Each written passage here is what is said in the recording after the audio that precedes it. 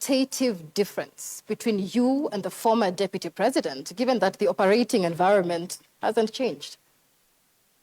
It would be very improper for me to start comparing myself with my brother, the second deputy president.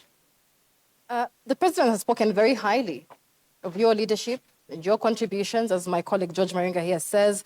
If the president feels that he has accomplished his key goals and decides not to run for re-election, would you consider running yourself? Do you believe that you have what it takes to run the country? That question is an unfair question. Am I allowed to complain? Why is that? It is an unfair question.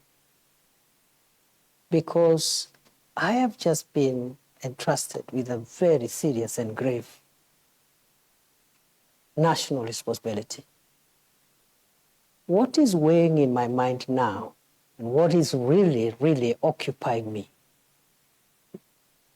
is the desire to discharge those obligations, because the expectations of the people of Kenya, the expectations of the president are so high. If I started occupying myself with ideas of what will happen, I don't know when, I'll be the most unsuitable person to be seated before you today. Your Excellency, I want to rephrase Michelle's question regarding you and the former deputy president.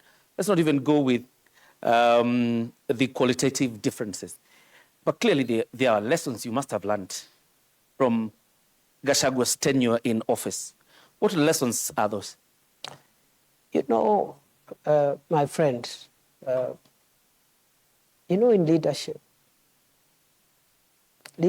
is defined by certain ethos and parameters.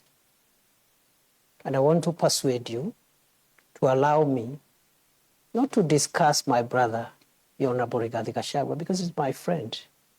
And you've not heard me bad-mouthing him anywhere before, when he was in this office, or even after he left office. So please spare me, because it is not right.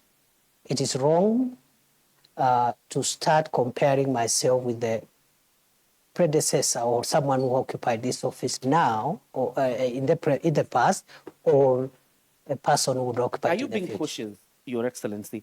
The region you come from is very restive, and it's quite a significant, it has quite a significant portion in terms of votes. Are you being cautious now when I ask you the question of lessons you've learned? Are you being cautious not to antagonize the former deputy president? I have no reason to antagonize anybody. For what? Your Excellency, perhaps just to buttress on what John Kithure said, when it comes to lessons learned, many have said that the seat that you occupy now, the deputy presidency, has some sort of curse. They've called it the curse of the deputy presidency. And every individual who's held this seat has had some sort of, falling into political oblivion. Do you believe that you have the magic wand to change this so-called curse of the deputy? I don't believe any seat is cursed. Let's start from there. Secondly,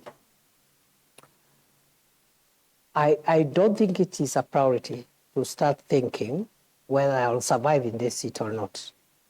As I have said, what is weighing in my mind, the same way when I became Interior Minister, and the North Rift was in that shape, Lamu, Boni was in that shape, and Northern Kenya was that shape. I told myself, including the passport crisis, I said, if I will last here for 1 year, I want to try my best and have these challenges under control. So for me, I cannot start now entertaining myself on what will happen to me, whether I'll succeed here or there. That's not for me to determine. It's beyond me. What is within my reach, what is within my control, is the focus to deliver on the job,